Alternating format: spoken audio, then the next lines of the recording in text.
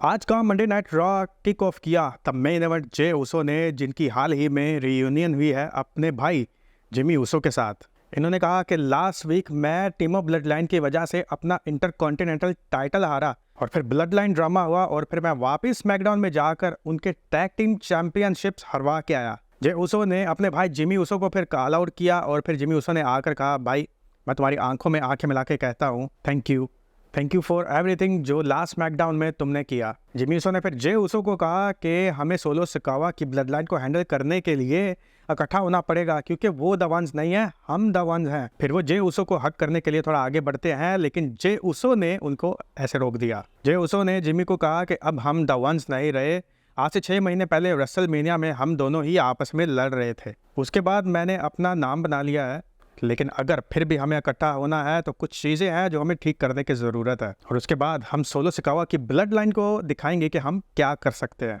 फिर Jimmy Uso ने कहा कि ठीक है, इन सब चीज़ों को फिक्स करने के लिए तुम स्मैकडाउन में आओ, वहाँ पे रोमन रेंज भी होगा, तो जो करना हुआ वो करेंगे। और फिर जे उसो ने कहा ठीक है, आई विल बी देयर। फिर सोलो सिकावा एंड कंपनी आ गई और उन्होंने ऊसोस के ऊपर धावा बोल दिया, लेकिन अब ऊसोस पहले की तरह कमज़ोर नहीं रहे, वो अब स्ट्रॉन्ग हो चुके हैं और उन्हें अब पता है कि अपने खानदान को कैसे हैंडल करना है। पहले तो सोलो सिकावा एंड कंपनी ऊसोस के ऊपर भारी पड़ी, लेकिन उसके बाद ऊसोस ने सुपर किक्स के फटके मारे और उनको रिंग से बाहर कर दिया। इसके बाद ब्लड लाइन की पूरे राह में छोटे छोटे सेगमेंट्स के साथ बहुत ही इंटरेस्टिंग स्टोरी लाइन चली हैं, वो आपको मैं साथ साथ ही बताता रहूँगा। लेकिन इसके बाद फिर मैच हुआ था शेमस वर्सेस लडविग काइजर और इस मैच में शेमस ने काइजर को हरा दिया। फिर आता है वो मोमेंट जिसका सबको बहुत दिनों से इंतजार था। सब पूछ रहे थे कि सैमी ज़ेन कहाँ है, क्या वो रोमन रेंस एंड ऊसोस को ज्वाइन करेंगे या फिर नहीं। तो बैक स्टेज पे आ गया बड़ा moment, Sami Zayn, Jimmy Uso and Jey Uso इकट्ठे नजर आते हैं।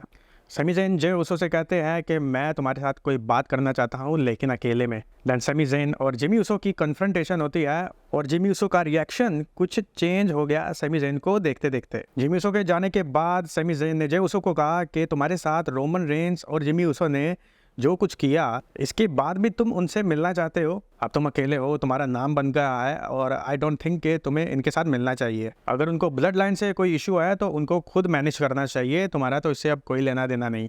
इसका रिप्लाई फिर जे उसो ने ऐसे दिया कि सैमी ज़ेन तुम नहीं समझोगे क्योंकि तुम फैमिली नहीं हो। ये कहकर जे उसो चले गए और फिर सैमी ज़ेन का चेहरा जैसे उतर गया हो। फिर मैच होता है जेलिना वेगा वर्सेस एवी नाइल और इस मैच में इनके साथ जो मर्द हजरात आए होते हैं वो भी आपस में एक दूसरे की धुलाई शुरू कर देते हैं, बट इन द एंड आईवी नाइल इस मैच को जीत जाती है। नेक्स्ट दोबारा फिर से बैक स्टेज के ऊपर ऊसोस नजर आते हैं और फिर जिमी उसो पूछते हैं जैसे कि क्या बात हुई तुम्हारी सैमी ज़ेन के साथ। तो फिर जे उसो बताते हैं कि जो भी बात हुई जिसमें उन्होंने कहा था कि तुम फैमिली नहीं हो, समझोगे नहीं। जिमी उसो ने फिर कहा कि मैं सैमी ज़ेन के साथ बात करता हूं ताकि सब ठीक हो जाए। नेक्स्ट फिर आए सेथ रॉलिन्स रिंग में और ये शिकार के मूड में थे। ये एक्चुअली शिकार करना चाहते थे ब्रॉन्सन रीड का और इसी वजह से ये काफ़ी ज़्यादा पंप नज़र आ रहे थे। तो फिर ब्रॉन्सन रीड बड़ी स्क्रीन के ऊपर अपीयर होते हैं और वो कहते हैं कि तुमने मेरा शिकार करना है तो फिर आ जाओ पार्किंग एरिया में, मैं यहाँ पे खड़ा हूँ। सेथ रॉलिन्स फिर भागते जाते हैं और इन दोनों के दरमियान ब्रॉल शुरू हो जाता है, एक बार फिर से पिछले रॉ की तरह। सेथ रॉलिन्स ने ब्रॉन्सन रीड को कर्व लगाया गाड़ी के ऊपर और फिर ब्रॉन्सन रीड भी पीछे ना रहे और ब्रॉन्सन रीड ने ट्रक के कंटेनर के अंदर से सेथ रॉलिन्स को उठाया और सेथ रॉलिन्स के साथ साथ अपने आप को भी पास पड़े टेबल्स पे पटक दिया। फिर दोनों ही हिल ना पाए। फिर रिपोर्ट्स आई कि सेथ रॉलिन्स हॉस्पिटल पहुंच चुके हैं। भाई पिछले रॉ में मैंने प्रेडिक्ट कर दिया था कि जो ब्रॉल्स देखने को मिले थे मंडे नाइट रॉ में वो आने वाले रॉ में भी हम देख सकते हैं। तो पिछले रॉ की तरह ब्रॉल्स नहीं हुए, लेकिन एक ही हो गया और उनमें ही दोनों की बस हो गई। रॉ में कुछ और भी पंगे हुए थे, जैसे कि द मिस को देखें अगर तो वो द वाइट सिक्स से बचने के लिए इधर उधर भाग रहे थे हेल्प के लिए, तो इसको मैं डिस्कस नहीं करने वाला, इतना खास नहीं है। फिर triple threat tag team qualifying match होता है जिसमें द वार रेडर्स विन कर जाते हैं चैट गेबल की इंटरप्शंस के बाद।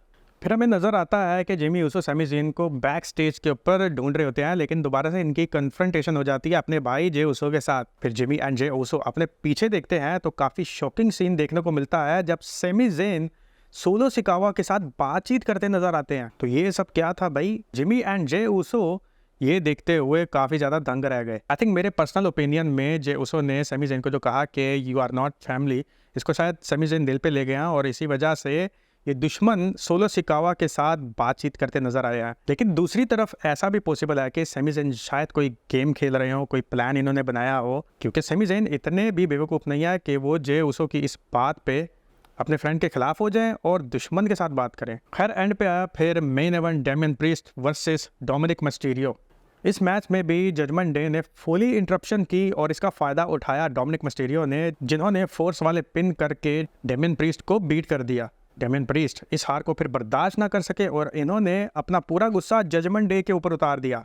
जेडी मैकडोना, कार्लितो, डोमिनिक मिस्टीरियो तीनों को इन्होंने चेयर शॉट्स के फटके मारे और आखिर में इन्होंने डोमिनिक मिस्टीरियो को चॉक स्लैम दे मारा और अपने गुस्से को कुछ हद तक ठंडा किया।